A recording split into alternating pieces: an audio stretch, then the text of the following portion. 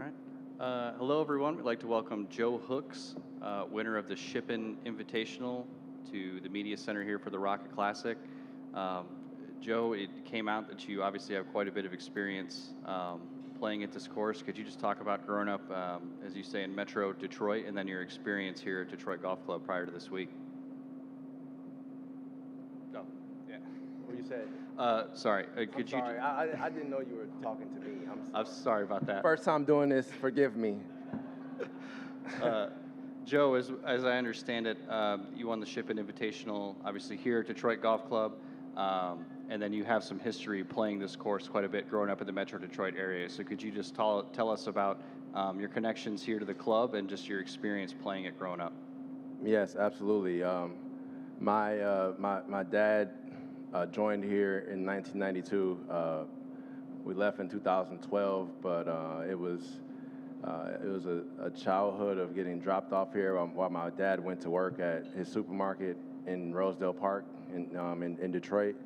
And him and my mom would work, all day, every day, pretty much, and drop me off at 8 and pick me up at 8 at night. And sometimes you have to come find me out on the golf course. And from age 7 through pretty much 17, 18, even though I did work at the grocery store a lot as well growing up, but I still had the privilege of being able to get my game to this moment here at Detroit Golf Club with the support of just so many of the membership and my family. So this is an unreal opportunity, and I'm looking forward to make the most of it on Sunday. And then just what does it mean to you to make your PGA Tour debut at a place that, as you mentioned, is so special to you? Yeah, it means the world, honestly. I just told some friends out there, just outside the media center, I'm like, if I had already earned my PGA Tour membership before getting, so if my first start being here is probably a little bit more special than coming back and coming back as a PGA Tour member, right, in my opinion. So this is, I would say, a bit of a bad movie script, right? Like, if you think about like the journey that I've had and how I've ended up right here through the John Shippin Invitational, and it's so special. Awesome. And with that, we'll open it up for questions, and we're going to start here on the left side. Rachel Hotmeyer with CBS Detroit. It seems like there's a real brotherhood of guys who have won the Shippin or gone through the Shippin. Seeing Willie Mack come up and celebrate you, and we know that winning comes with such a limited opportunity, but what is it like to participate and be a part of that and see that support rallying behind Black success in Detroit golf? Yeah, so, I mean, Willie and I knew about each other for years growing up, and we had never met, right? We were kind of I would say, two of the most successful Black junior golfers in the state. We were 4 years apart, but everyone knew about us. And the first time we met actually was here when I was probably about 16 years old, and he was like 20.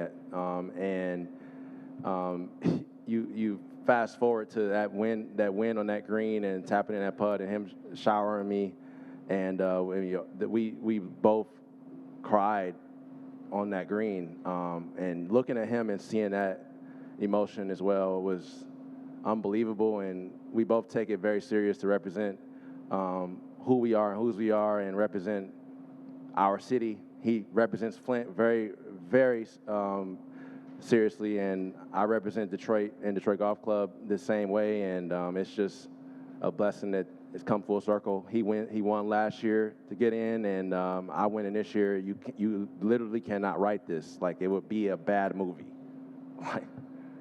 When it comes to the week now that you're here, obviously it's early, but does it feel like you're at a home course? Are you benefiting from that comfort, or is this feeling like a new experience?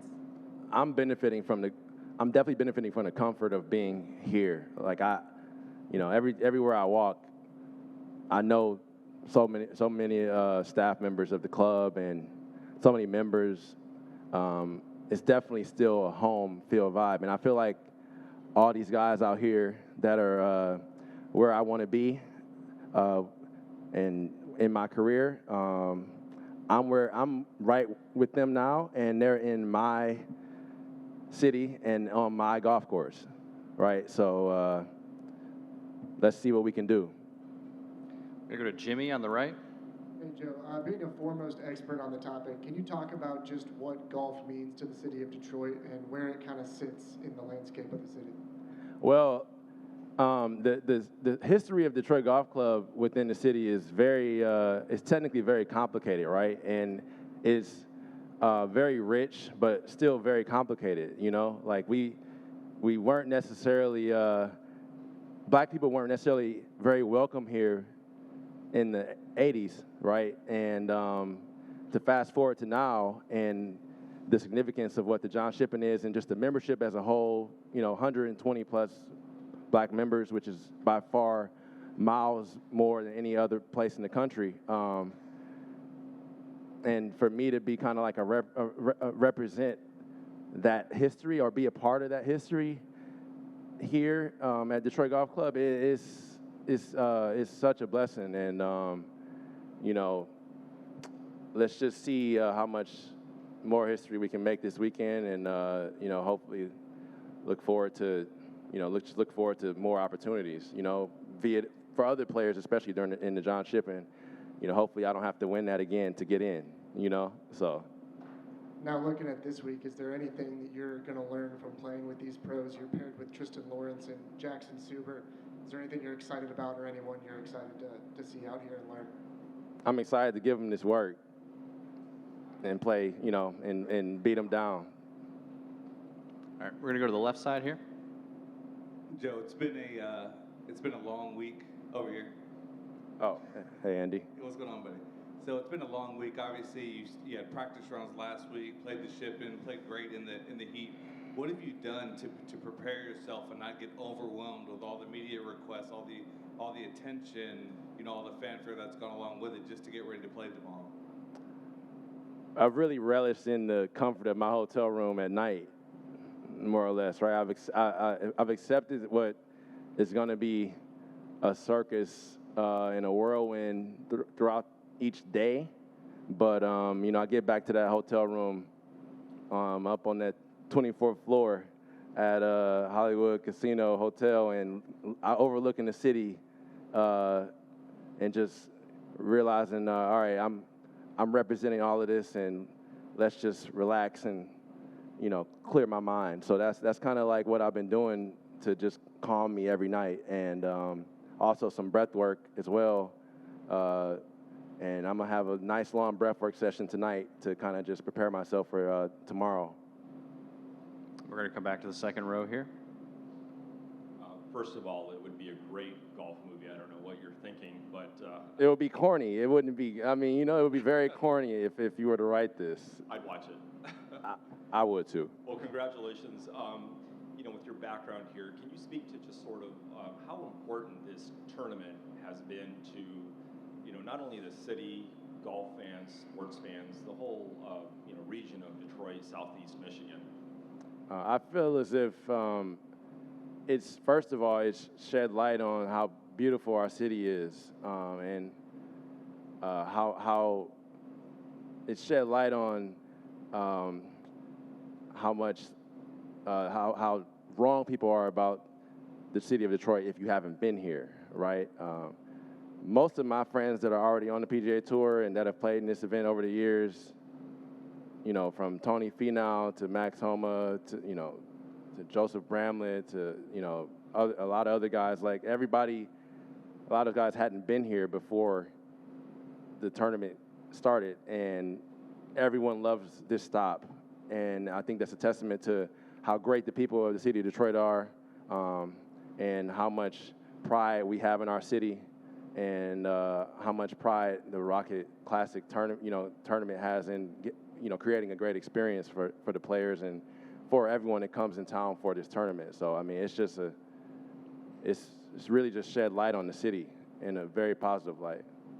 Just to follow up, because the tournament's future is a little bit of in doubt, past next year, how sad would it be or devastating would it be to lose this tournament, from a sports perspective, from diversity opportunity perspective, the ship-in, things like that?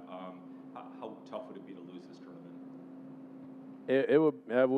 That would not be the best thing in my opinion. I mean, it would be pretty rough. But I mean, I'm not gonna lie to you, man. One thing at a time, right? Like, if there's doubt for the tournament's continuance, I hate to hear that, but I think we should focus on having a good week this week, and hopefully the club comes out of the renovation next year and it's just as good, just as wonderful next year, and we go from there, right? I mean, it's one thing at a time, in my opinion.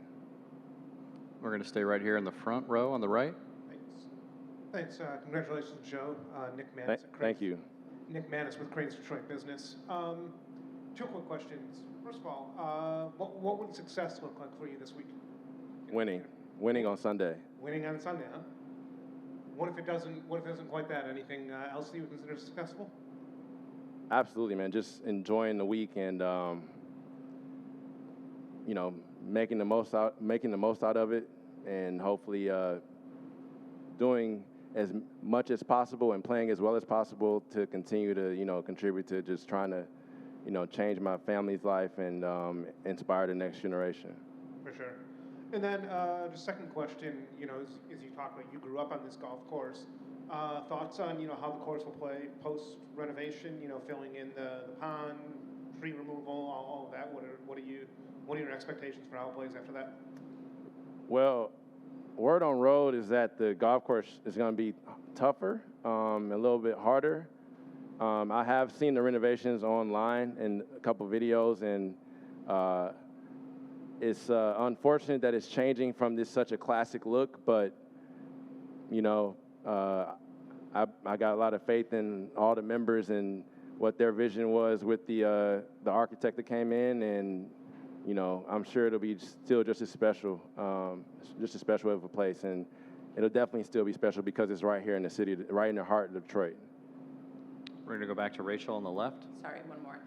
I think over the past year, people outside Detroit have really gotten to see the narrative of grit in Detroit sports and how that's been able to propel everybody to new heights. But I think also people maybe don't believe in the authenticity of that narrative. And as someone who has grown here, gone through this, and now pushed yourself to new heights, can you speak to the authenticity of grit embodying this city?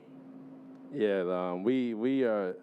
Detroit is a city of hustlers, and that's not just from the black side of the connotation of the term hustler, right? Like everybody, every race and creed in this city, in my opinion, like embody that culture of being a hustler, right? And just trying to make things happen. We know the history of Detroit and how we were kind of like the center of just innovation for all most of the 1900s, and that's just kind of embodies just the fact of making things happen. Everybody here wants to make something happen for themselves, and everybody's really hungry here in the city of Detroit, hungry for everything. We're hungry to just continue to grow the city. It's just everybody embodies that real drive and determination, and you only really see that if you come here and spend a little bit of time here. You see how, and you will immediately get a sense of just everybody's desire to just be, desire for more, And then we'll wrap it up with Kevin straight ahead in the back row. Hey, Joe, you mentioned Tony Finau, Max Homa, Joseph Bramlett, some of the guys on tour who, in their struggles, or they've had struggles, their paths haven't always been linear. Have you talked with any of them at all about overcoming adversity, and just sometimes it takes a while to get to this point on the PGA Tour? And are there any lessons or perspective that you've gleaned from them just in your time spent with them? Absolutely. I mean, I think in general, it's just a matter of and from all of them, right? It's about staying the course and persevering, continue to hustle, right? Continue to just strive for more in your career, and just look for new ways to improve as much as possible, and know what doesn't work, and really lean into the things that do seem to work with consistency and perseverance. So I mean, like that's what I've probably learned from even other guys that I know that are top players in the world as well. Just kind of, even though some of those guys may seem to have had a little bit different journeys to the top, right? And maybe a little bit seemingly easy journeys. Like no one's journey in this game of golf is easy. So at all, I think it's the hardest sport, and a lot of my buddies that play other sports think it's the hardest sport. So it's just a grind. Whatever level you're on, it's a grind, and that's what I've learned the most, just to stay the course. And what are some of the tours that you played on, kind of in your journey? I've played a couple boat tour events, and obviously I played the APGA a lot, but boat tour, West Florida, down in Florida, and Michigan Players Tour back when it was around, and this is to get for my first PGA Tour sanctioned start to be the precipice of the sport here at the Rocket Mortgage Classic. That's something special, and I don't take it lightly at all. So we here now. I'm on the PGA Tour this weekend. Let's see if we can solidify that on Sunday. Awesome. Thank you, Joe. With that, we'll conclude. Thanks so much for your time. Thanks, everybody.